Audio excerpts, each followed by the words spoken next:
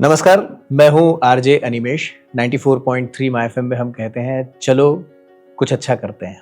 और आज अच्छी बात यह है कि अपनी सेहत के बारे में एक मिसाल, एक इंस्पिरेशन से आज हम थोड़ी बातचीत करेंगे जिन्होंने एक क्रांति की शुरुआत की है। हम उस पूरी यात्रा पे चलेंगे। हमारे साथ एमडी आईबी ग्रुप बहादुर अली सर हैं। सर, सबसे पहले तो बहुत धन्यवाद कि आपने वक्त दिया। Thank you. एक इंस्पिरेशनल जर्नी है सर आईबी ग्रुप की। हम सभी के लिए प्रेरणा मिलती है इसकी कहानी को जब भी जिस भी रूप में हम देखते हैं। आप इसके बारे में बताएं, शुरुआत कैसे हुई थी, क्या सोच थी इसके पीछे? आज से लगभग 40 साल पहले जब हम लोगों ने अपना यंग जनरेशन के बाद एक होती है कि आपको अपना कुछ काम करना है, जी। तो उस टाइम ये सोच आई कि हम ऐसा कौन सा बिजनेस करें जो कि हमारा फ्यूचर डिसाइड करे और हम उसमें एक अच्छी लंबी जर्नी करके एक अच्छी कामयाबी हासिल करें जी। और अपने साथ साथ देश की जनता का भी कुछ अच्छे, उनके लिए भी कुछ अच्छा काम कर सकें। जब ये थॉट आया तो हमने जब सर्वे किया तो हमें पता चला उस टाइम कि हमारी कंट्री में प्रोटीन डिफिशिएंट है। जी। जी। लोगों को खाने का प्रोटीन नहीं मिलता, अगर प्रोटीन मिलता है तो क्वालिटी ऑफ प्रोटीन नहीं मिलता है। जी। तब हमारे दिमाग में विचार आया कि ऐसा कौन सा प्रोटीन होता है जिसको हम प्रोडक्शन करके अपने गांव-गांव तक, घर-घर तक पहुंचाएं। जी। तो फिर उसके बाद ये आया कि चिकन प्रोटीन पे क्यों ना काम किया जाए। जी। जी। जी। तो जब हमने चिकन प्रोटीन का वर्किंग किया तो पाया कि चिकन प्रोटीन आज हमारे यहाँ गांव-गांव में अवेलेबल नहीं है और यह गांव-गांव में उत्पादन होने वाला प्रोडक्ट था। जी। जी। तो हमको इसकी स्ट्रेंथ मालूम चली, तब हमने वो इसका फाउंडेशन रखा। तब हमारी चिकन प्रोटीन इंडस्ट्री बहुत पीछे थी, बहुत स्लो थी। जी। तो हमने इसको टारगेट बनाया कि इसको ही क्यों ना आगे बढ़ाया जाए। ये एक ऐसा बिजनेस भी था और एक कंट्री की हेल्थ से रिलेटेड भी था ये। दूसरी बात है कि हमारे कंट्री में उस टाइम तो मुझे अच्छे से ख्याल है कि रिक्वायरमेंट का 40% ही आदमी प्रोटीन खा रहा था, 60% डिफिशिएंट था। इसलिए देखिए पहले के समय में कितनी बीमारियां होती थी, बिल्कुल, बिल्कुल। है ना। छोटी छोटी बात पूरे गांव में के लोग मर जाते थे, जी। हैजा, जी। मलेरिया, जी। ये वैसे। और हमारी जैसी कई कंपनियों ने मिलकर एक प्रोटीन को हमने टारगेट किया कि गांव-गांव में, घर-घर में प्रोटीन कैसे पहुंचे। इसके लिए हमने गांव-गांव में चिकन प्रोटीन के पोल्ट्री फार्म लगाया।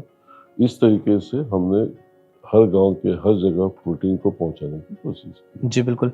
4 दशक पहले जब आपने ये यात्रा शुरुआत से हमें जो जोड़ा, उस समय सेहत बहुत चर्चा का विषय नहीं हुआ करता था। अब ये बहुत ट्रेंडिंग टॉपिक है, फ़िटनेस पे काफ़ी बातें होती हैं, लेकिन 4 दशक पहले हेल्थ को प्रायोरिटी रखना, इसके पीछे क्या सोच थी? समय के साथ सब चीज़ बदलती, सोचने का तरीका, करने जी। का जी। तरीका। पहले कोई लाइफ का इम्पोर्टेंट नहीं होता था। जी। आदमी जितना जी लेता था भगवान की मर्ज़ी समझता था। बिल्कुल। इस तरीके से अपनी ज़िंदगी चलाता था। जी। उससे ये पता ही नहीं था कि क्या चीज़ खाने से और क्या चीज़ नहीं खाने से क्या नफ़ा नुकसान होता है। जी। ज्ञान बढ़ा, नॉलेज बढ़ा, कॉलेज का, स्कूलों का, गवर्नमेंट का प्रचार और सब तरीके की एजुकेशन जब आई इस यहाँ पे हमारे इंडिया में, तो लोगों को एहसास हुआ कि एक अच्छी ज़िंदगी जीने के लिए प्रोटीन का होना बहुत ज़रूरी है। जी। जी। शिक्षा अपनी जगह ज़रूरी थी, शिक्षा के बाद प्रोटीन की ज़रूरत थी। तो लोगों ने जैसे-जैसे प्रोटीन इंटेक बढ़ाया है, तो आप देखेंगे कि आज भारत 50 साल पुराना भारत और आज के भारत में आप देखेंगे कि कितना ज़मीन आसमान का फ़र्क है। पहले लोग की एवरेज एज हमारे इंडिया में 45-50 साल होती जी। थी, आज हम जी। 65-70 सालों पर बिल्कुल, भी हैं। बिल्कुल। लोग पहले अस्पताल के चक्कर लगाते थे, आज घर मतलब उसकी ज़रूरत नहीं पड़ रही है। तो इस तरीके की कई चीज़ें आपको चेंज करने मिलेगी और आदमी की एवरेज लाइफ, उसकी हेल्थ अच्छी हो गई, उसके हेयर लंबे हो गए। तो ये सब प्रोटीन की इनटेक बढ़ने से और जैसी क्वालिटी ऑफ प्रोटीन की इनटेक बढ़ने से ये चीज़ें इम्प्रूव होती जा रही हैं। जी। पहले खाना इम्पोर्टेंट था, आज क्वालिटी ऑफ प्रोटीन खाना इम्पोर्टेंट हो गया है। फिर कौन सा प्रोटीन, कुछ प्रोटीन सस्ते होते हैं, कुछ महँगे होते हैं। तो अब चर्चाएँ ये होती है कि किस प्रोटीन में अमीनो एसिड की प्रोफाइल बहुत अच्छी है। जी। किसको हमारी बॉडी में क्या डिफिशिएंट है, उसके हिसाब से प्रोटीन का आज इंटेक लोग करने लग गए। ये एजुकेशन है और ये लोगों को बहुत अच्छी बात है और हम देखेंगे कि हमारे देश में इससे काफ़ी हेल्थ अच्छी हो रही है। पहले हमारी कंट्री की एवरेज हाइट से आज की हाइट में कम से कम 2 से 3 इंच का इंक्रीज़मेंट जी। हुआ है। जी। जी। तो हाइट भी बहुत बड़ा एक फैक्टर होता है कि अच्छा प्रोटीन मिलने से आपकी हाइट भी बढ़ती है। प्रोटीन को लोगों ने बहुत अच्छे से समझा, बहुत जी। अच्छे से जाना। तो प्रोटीन की लोगों के अंदर नॉलेज बढ़ती जा रहा है और इंटेक भी बढ़ती जा रहा है। जी। कोविड के बाद प्रोटीन को बहुत अच्छे से लोगों ने समझा, जिसमें कहीं न कहीं जो आपके समूह ने घर-घर प्रोटीन एक अभियान छेड़ा है, उसका योगदान है। इसके बारे में बताइए कि ये जो घर-घर तक प्रोटीन को पहुँचाना है और प्रोटीन की इन्फॉर्मेशन को पहुँचाना है, 2022 में ये शुरुआत कैसे हुई? आपने देखा होगा 2019 के पहले प्रोटीन वर्ड हर आदमी के जबान में नहीं होता था। जी, जी। जब पूरा विश्व इस तकलीफ से गुजर रहा था तब हमारे इंडिया में ये डॉक्टरों ने ये महसूस किया, सरकार ने भी, कि अगर हमारे इंडिया में कोविड का इतना ज़्यादा इफेक्ट नहीं होता अगर हमारे इंडिया की पॉपुलेशन का प्रोटीन इंटेक अच्छा रहा होता। जी, जी, जी। उसके कारण में हमें हमारे देश की बहुत सारे नुकसान हुए, हमें पूरे देश को अफसोस है।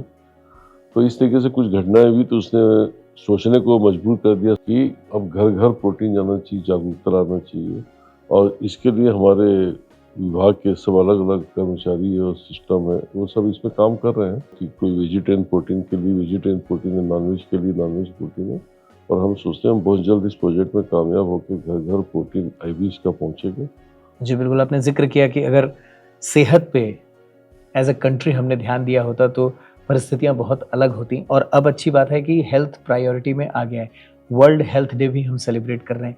एक दिन सेहत का नाम, वैसे तो हर एक दिन होता है, लेकिन एक दिन सेहत के नाम, इसमें आईबी ग्रुप का क्या सोचना है, कैसे सेलिब्रेट होना चाहिए और हेल्थ को और कैसे आप चाहते हैं कि हम हेल्दी हिंदुस्तान बना सकते हैं? आपने बिल्कुल सही बोला, एक दिन नहीं हर दिन हेल्थ के लिए होता है। हेल्थ है तो जिंदगी है। और आज वर्ल्ड हेल्थ इस डे में भी आप देखेंगे कि इसका पर्पस ही यही कि लोगों को हेल्थ कितनी इम्पोर्टेंट है ये आम आदमी को मालूम होना चाहिए। जी, सरकार का भी काम है और आम आदमी का काम भी है और हम जैसी कंपनियों का भी काम है कि हम हेल्थ के लिए क्या बेस्ट कर सकते हैं, करना चाहिए। और इसी के लिए हमने पूरा प्रोटीन को इम्पोर्टेंट दिया है जी। और घर घर प्रोटीन करके अपने इस एनर्जी वर्ल्ड के साथ में हमने काफ़ी हद तक पहुंचाया और आगे भी पहुंचाते रहेंगे। स्वस्थ, सुंदर और अच्छा भारत का निर्माण की हम कामना करते हैं। जी, जी, बिल्कुल और 4 दशकों का ये जो सफ़र है आईबी ग्रुप का, हम भारत को कृषि प्रधान देश कहते हैं। कृषकों को प्रदान करने का काम आईबी ग्रुप ने किया है। जो पोल्ट्री किसान हैं वो आपके साथ जुड़ के समृद्ध भी हो रहे हैं, सुखी भी हो रहे हैं और हेल्दी भी हो रहे हैं और उनके ज़रिए पूरा छत्तीसगढ़, पूरा भारत भी हेल्थ की तरफ आगे बढ़ रहा है। अगर मैं आईबी ग्रुप के योगदान के बारे में बात करूँ छत्तीसगढ़ के लिए और छत्तीसगढ़ के निवासियों के लिए, तो कैसा ये परिदृश्य है? नहीं देखिए, ये जो प्रोटीन है, प्रोटीन को पैदा करने के लिए हमें किसान भाइयों की ही ज़रूरत पड़ती है। जी। कि आज हम प्रोटीन भी बनाते हैं तो किसान जो उत्पादित हमको क्रॉप देता है, जी, जी, जी। उसी को हम कन्वर्ट करते हैं वेज प्रोटीन को नॉन-वेज प्रोटीन में, वेज प्रोटीन को और क्वालिटी प्रोटीन में। जी, जी। जैसे आप देखेंगे कि चिकन क्या खाता है, मक्का खाता है, सोया खाता है, ये कहाँ से पैदा होता है? हमारे देश के किसानों से। जी, हमारा किसान उसको प्रोडक्शन करके हमको देता है, हम उसको प्रोसेस करते हैं और चिकन को चाहे डेयरी को चाहे आपके गोट को देते हैं, उससे वो दूसरा प्रोटीन तैयार होता है। हमेशा एक प्रोटीन से दूसरा प्रोटीन जी, तैयार जी, होता है। तो हम क्वालिटी प्रोटीन को जाते हैं और किसानों के सहयोग से ही हम वो प्रोटीन को पैदा करते हैं जी। और उससे एक दूसरा प्रोटीन बना के हम घर घर प्रोटीन पहुंचा के अपने भारत को मजबूत करने की कोशिश कर रहे हैं। तो इससे हमारे जी, छत्तीसगढ़ के भी हो चाहे देश के सब भागों को रोजगार भी मिलता है, काम भी मिलता है और जितने लोग इसमें रोजगार में जुड़ते हैं उनकी भी हेल्थ अच्छी होती है और एक हिसाब से एक इंडस्ट्री के रूप में ये घर घर प्रोटीन चल रहा है ताकि सब जगह ये प्रोटीन पहुंच सके। जी, बिल्कुल। तो एक तरफ तो रोज़गार मिल रहा है, बिल्कुल अच्छी सही। सेहत का संदेश मिल रहा है और अच्छी सेहत के लिए जो ज़रूरी प्रोटीन है वो भी मिल रहा है। साथ में आईबी ग्रुप सामाजिक सरोकार से भी बहुत गहरे से जुड़ा हुआ है। तो समाज के उत्थान के लिए जो हम आपसे जुड़े हुए हैं, आपके आस-पास के लोग हैं, उनके बेनिफिट के लिए भी बहुत सारे इनिशिएटिव आईबी ग्रुप लेता रहता है। ज़रा उसके बारे में हमें बताएँ? आपने देखा होगा कि हम सीएसआर के तहत हमने के 1.5 लाख स्क्वायर फीट का एक स्कूल खोला है जी, जहाँ पे हम गरीब बच्चों को, जो ऐसे बच्चे जो इंग्लिश माध्यम से पढ़ नहीं सकते, उनको पढ़ाने की कोशिश करते हैं। तो इसके साथ क्लाइमेट चेंजेस आज की तारीख में बहुत हो रहा है कि ऐसा क्या कर रहे हैं कि आने वाले 100-50 साल बाद जो जनरेशन होगी उसकी भी लाइफ इजी होना चाहिए। उसका भी फाउंडेशन हम रख के जा रहे हैं कि कैसे पानी का मिनिमम यूज हो, वेस्ट वाटर नहीं होना चाहिए, कैसे क्लाइमेट में कार्बन न छोड़ा जाए या कम छोड़ा जाए जी, जी, जी। ताकि हमें फ्रेश ऑक्सीजन मिले हमारी देश में। हम उसके लिए भी लगातार काम कर रहे हैं ESG के अंतर्गत। जी, बिल्कुल। तो लोगों की सेहत, सेहत की जानकारी, हमारे समाज की सेहत और पर्यावरण की सेहत, सबका ख़्याल आईबी ग्रुप रख रहा है। एक यूनिक इनिशिएटिव है आपका नॉलेज डे का, जो बहुत हमें इंस्पायर करता है कि इसके बारे में और जानें। तो ज़रा बताएँ नॉलेज डे का क्या कॉन्सेप्ट था? फिर हमारी वही सोच आती कि हम आगे बढ़ रहे हैं तो हमसे जो जुड़े हुए लोग हैं जी, हमको उनको भी तो आगे बढ़ाना है। जी, हम आगे बढ़ जाएंगे और हमारे साथ चलने वाले लोग अगर हमसे हम बराबर नहीं मिलेंगे तो फिर हमारी ताल नहीं बैठेगी। एक नॉलेज डे हमने अपने कंपनी में प्रोग्राम चलाया था कि हमसे जुड़ने वाले, व्यापार करने वाले हो चाहे काम करने वाले हो, सबको हम कैसे आगे बढ़ा सकते हैं। तो उसके लिए हमने सेंटर एक्सीलेंट अपना एक टीम बनाया है। इसके माध्यम से हम अपने से जुड़े व्यापार करने वाला हो, चाहे सर्विस करने वाला हो, चाहे किसान भाई हो, सबको हम नॉलेज डे के माध्यम से कि आने वाला समय कौन सा समय आने वाला है जी और आप जब तक आने वाले के समय के साथ कदम नहीं मिलाओगे तो आप तो पिछड़ोगे ही, लेकिन आपके साथ आपके बच्चे और आपका परिवार भी पीछे हो जाएगा। जी। उसको भी हम आगे बढ़ाना चाहते हैं।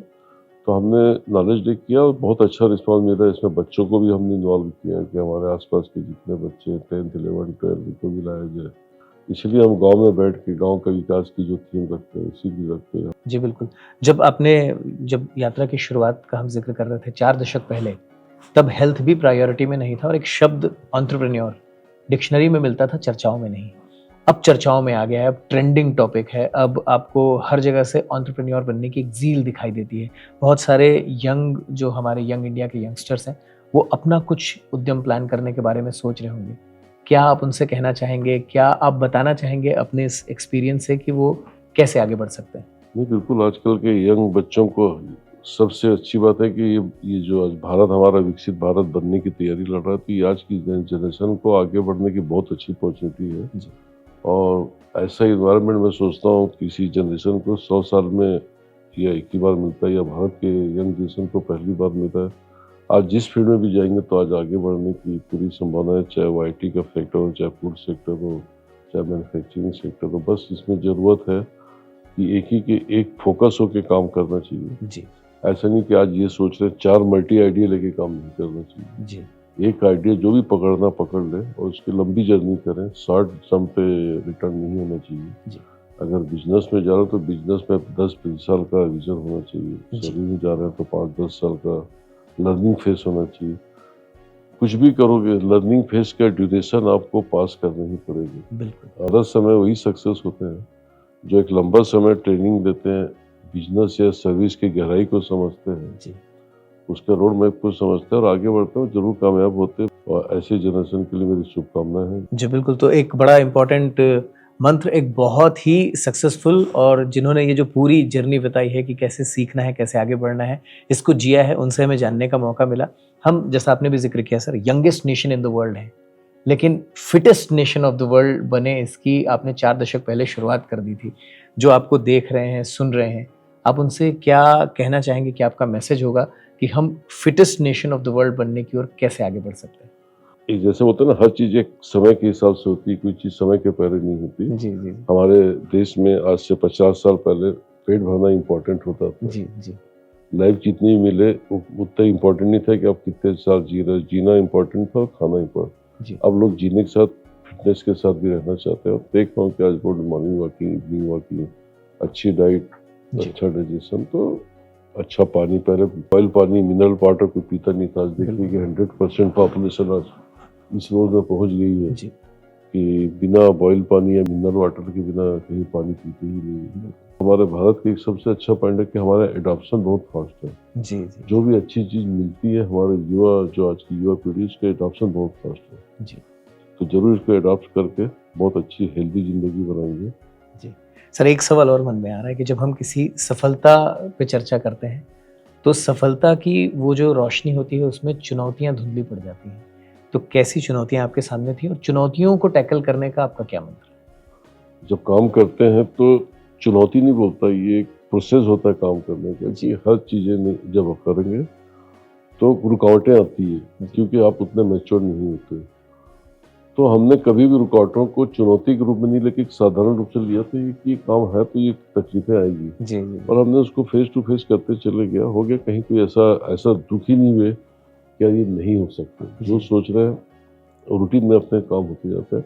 पर्सनल इन्वॉल्व रहो जी और टीम आपके पास अच्छे लोगों के साथ अब जुड़े रहो, अच्छी टीम रहे, तो मैं सोचता हूँ कि चुनौती जैसे वर्ड का एहसास नहीं होता, काम हो जाता है। बिल्कुल। तो हम सब के लिए आज के इस वर्ल्ड हेल्थ डे के मौके पर वो तमाम नुस्खे, वो मंत्राज, वो गुरु मंत्र हमें मिल गए हैं, जो सफलता की ओर हमें अग्रेसित करेंगे कि सीखते रहना है, आगे बढ़ते रहना है, जो कि एक जीवन का पर्याय है बहादुर अली सर का। सर, आपने वक्त निकाला, हमें अपनी इस यात्रा में शरीक किया, आपने हमें इन्फॉर्म किया, इंस्पायर किया और साथ ही साथ वो हमें विजन भी दे दिया कि आज हम कल के बारे में सोच के कैसे आगे बढ़ सकते हैं।